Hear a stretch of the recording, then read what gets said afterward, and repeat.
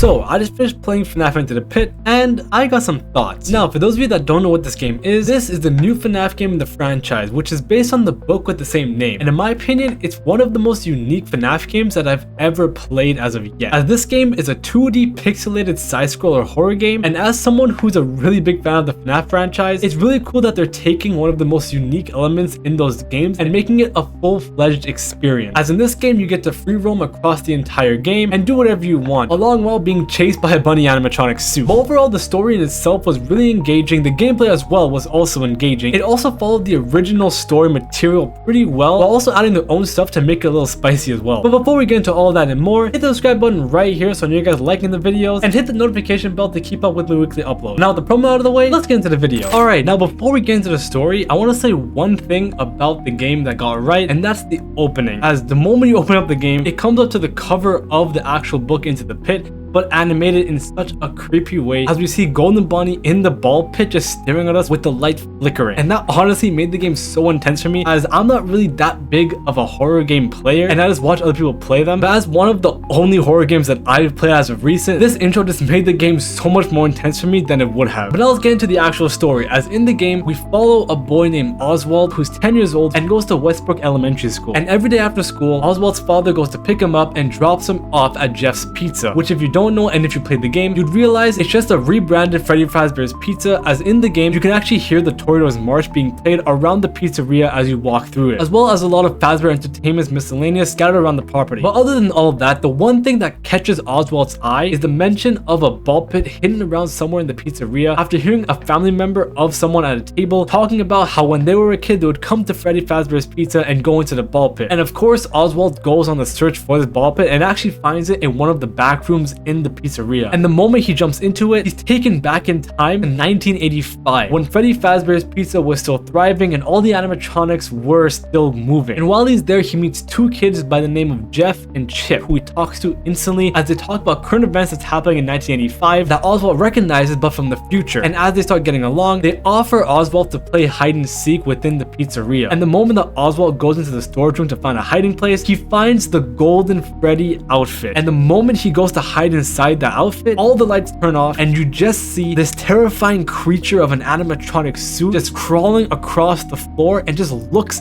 into the eyes of the suit. Like when I played it for the first time, I watched the trailer and I knew it was coming, but when I played it in the game, it was just a completely different experience than what I felt in the trailer, as it wasn't that intense in the trailer, but once you're in the game and you already have the menu screen making you intense, like it was just incredible how they're able to take the intensity from the book and bring it to the game. But after that, you come in contact with the Golden Bonnie as he chases you all the way back to the ball pit. But the moment you get into the ball pit and travel back in time to the present day, a jump scare plays which pulls your dad into the pit, and as you help to pull him out, he gets possessed by the yellow rabbit and he becomes the Golden Bonnie. And throughout the entire game, he's just hunting you and hunting you and hunting you and wants to kill you. And the whole premise of the game is saving your dad and surviving the yellow rabbit from killing you in the present day, since he is your father. And the thing is about this is that only Oswald sees him as the Golden Bonnie. Everybody else sees him as your father, such as your mother, Jeff the pizza place owner, and everyone else around you. But only Oswald sees him for who he is, which is the Golden Rabbit. But overall, the story was really engaging.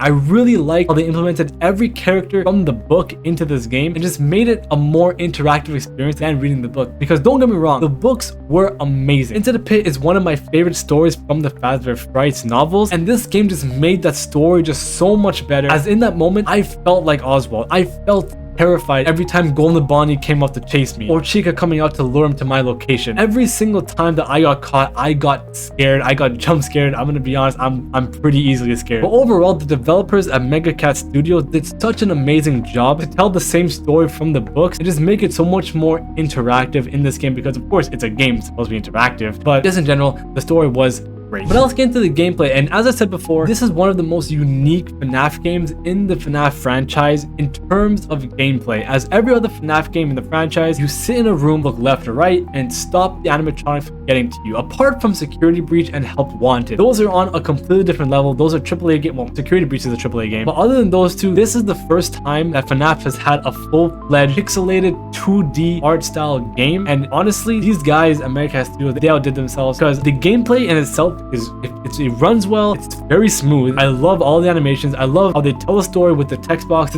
There's no voice actors. But a lot of times in the game, when there's the creepy parts in the atmosphere, and we will talk about the atmosphere, I just want to get this out of the way, but in the game, there are different parts where you can hear the ghosts of children just laughing in the area. As in the game, you will see in the opening of the game that you do see the killing of the kids in 1985. And you can see many times throughout the game, you are able to see these ghosts of children just hanging around as if they're just having fun. Because they're children. I don't think they know they're dead. So they're literally just laughing, having a fun time. But as soon as you approach them, they disappear. It was such a creepy experience, just being in the past and just getting randomly jump scared. There's literally one random jump scare I did not expect whatsoever, and I'll get to those in a sec. But there was a jump scare where you're in the back room in the storage area, not the storage area, but the basement. But once you walk out, you get jump scared randomly. I'm not sure if anyone else got it. I'll show it on screen right now. But I did get that, and I was not expecting that. That was the most random jump scare I ever got. But I will say the mechanics in this game were pretty well done, as this takes a lot from FNAF 4, which is mostly for listening. As if you remember from FNAF 4, there was literally a mechanic in the game where you could literally go blind and try to beat the game without looking. But this literally all relied on listening, as you would listen to footsteps from behind the door, and you would hide in any hiding spot, from the closet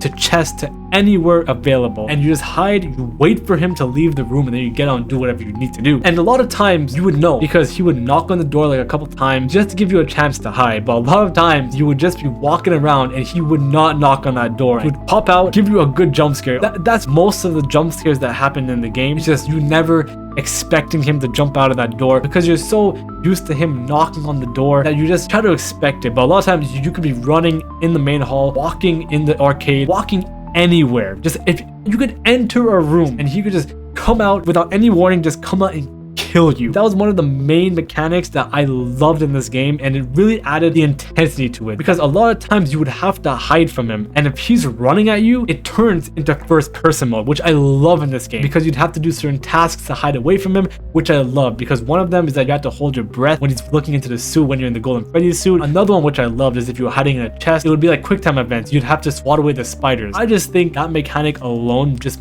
made the game so much more intense, just so much better than it would have been without it. But as for the general mechanics, I think going through the story was good. I think the map mechanic was a good choice to go with, especially for it being a 2D kind of game. I think moving between different parts of the overworld through getting out of your house and choosing where you want to go, I think that was really good. I definitely think that we should have been able to move around certain areas, like the mill. Went to the mill, we were only able to be in one area. The library, we could never enter the library. The only reason for the library, for all I know, is just to get a certain item from someone. I'm not gonna spoil. You have to trade an item to get an item to do something else in the game. That's the only purpose for the library that I know of as of now. But I do think one critique I will say about the gameplay, or the missions rather, on night 4 or day 4, you have to trade this item with a certain someone to do something else in the night, and if you don't have this item, you have to get another item somewhere else. And it did take me a while to figure this out, because it was kind of confusing, as there are mission lists.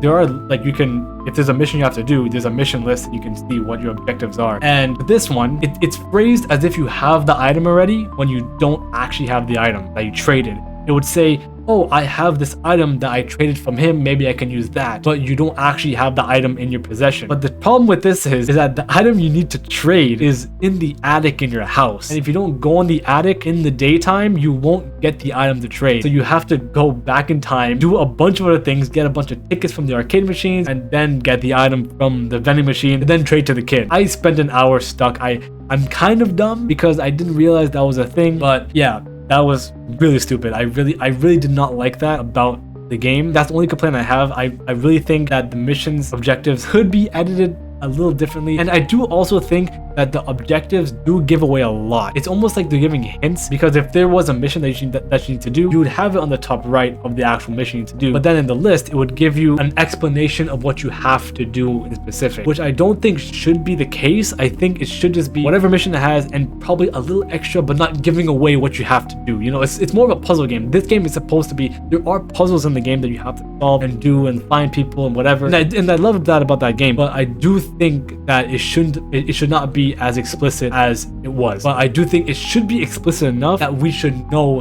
when to get this item, and we should know that, hey, you have to trade this item with this guy, go to the attic, retrieve the thing, or be able to go back in the house. Because in the nighttime, if you guys play the game, the golden bunny's in your house. Your father's at home. You have to go around, hide from him, and escape and go back to the pizzeria. In the daytime, he's not even there. So you should be able to go back in your house, explore whatever you want. I feel like every place in the game should be explorable in some shape or form. The mill was explorable, kind of, but the house in specific, if we needed that item, we should be able to go back in the house. And I was really just frustrated over that. That's honestly the only complaint. Maybe it's just me not being thorough enough about going in the house and looking everywhere and collecting every single thing. It definitely, I feel like that should have been the case if it wasn't a secret. If it wasn't a secret, we should have been able to find it in the house. I don't think it should have been a hard thing to do. So that's my only complaint about it. Everything else, amazing. I love the gameplay. I love the jump scare mechanics, and also the jump scare mechanics. I almost forgot to talk about that. It was random. A lot of the jump scares are random. In specific, the beginning of the game. I talked about this already, when you save your dad from the ball pit at the beginning. Random first-person jump scare. I love the first-person jump scare. Those random jump scares, I just love, because it makes the game scary. It makes the game, like, being able to be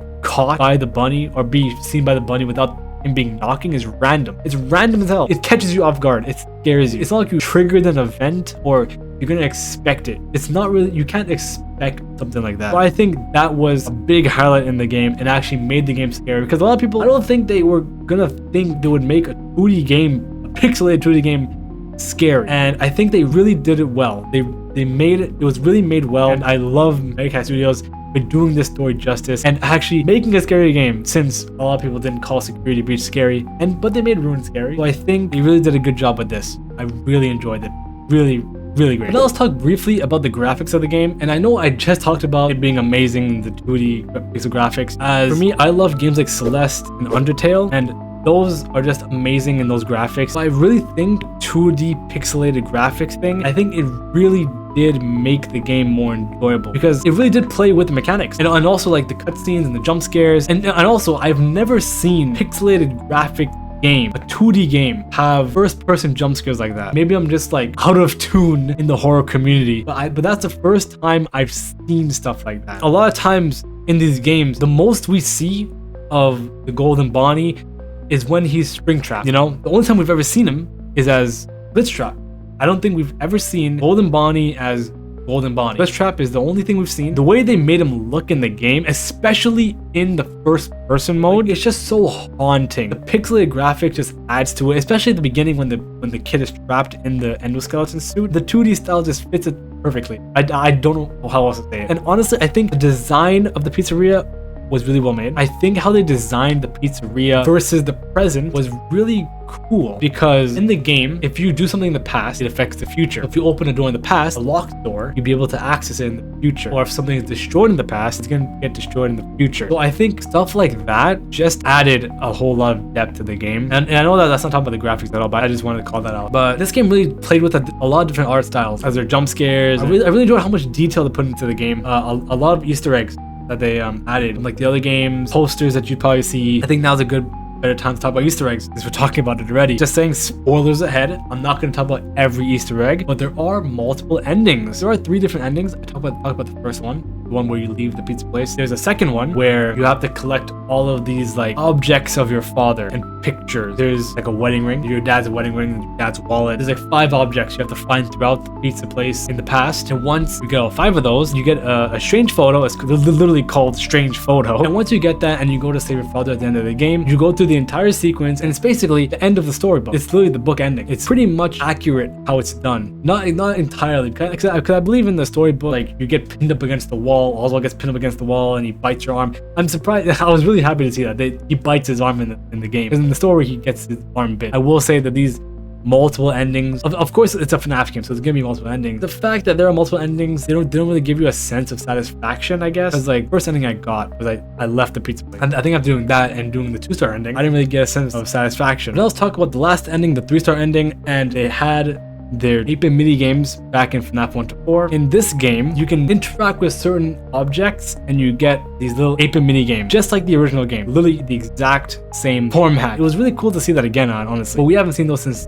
Sister Location. But every one of those are just like books. There's one for To Be Beautiful, Fetch, and Count the Ways, which are all prior books in the Fazbear Fright series, which honestly I do think they're gonna make games on, because Scott did say he's gonna make one, or he wants to make one on Fetch, which I think is pretty cool. It's really obscure, and I honestly think it was like really cool. One of the coolest things in the game as a whole. Multiple endings were a good addition, but I really didn't feel a sense of accomplishment at the end of it because of it having a bunch of endings. I feel like if the true ending was the first one, it would have been good. And if you wanted, you could say, or people would find it, go for the other endings. But of course, that's not how FNAF works. People like it. People like having multiple endings. I love having multiple endings, but I'd honestly rather the games have an ending that you finish with, that you can be satisfied with. They're like, oh yeah, I finished the game. Now I can go on find more endings. Maybe the true ending. But I'd rather have a satisfying ending and then have a true ending to find, or other ending. Because seeing that those credits play an hour into the game, I was like, oh, what the hell is this? Like I just don't feel satisfied anymore seeing the ending, because you just see the credits multiple times. I feel like the one thing about games is that if you see credits roll, you should feel it's over. Sense of accomplishment. You watch the movie, you finish the game. But I feel like seeing it multiple times before you get the end, you know, I don't feel that kind of accomplishment anymore. So that's just me, by the way. I'm not talking about you guys, but that's just me. It's definitely not a bad thing. I just not my type of, it's just not. But now for my final thoughts. And overall, I feel like I said this multiple times. I'm just writing this game at this point. Honestly, one of my favorite FNAF games as of recent. And I think the thing that really stood out for me is the different perspective that you get in the game. You are able to get first person mode. You're able to do a lot of these things that you're not normally able to do in these old type of games. And I think that's what the FNAF games do well. They do different things all the time. Because when FNAF 2 first came out, you would never see these mini games for lore inside a bigger game. You know, you get these random Easter eggs, random death mini games that you honestly probably the first time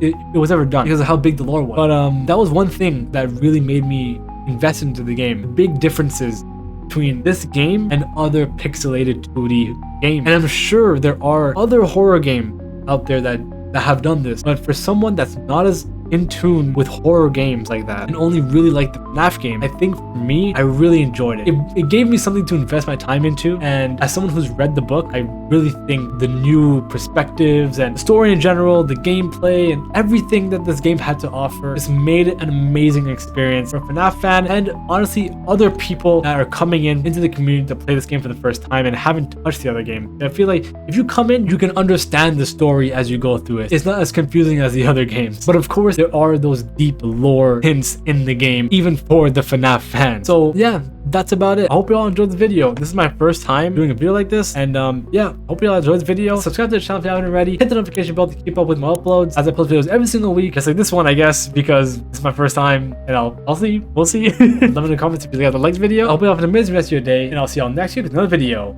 Peace.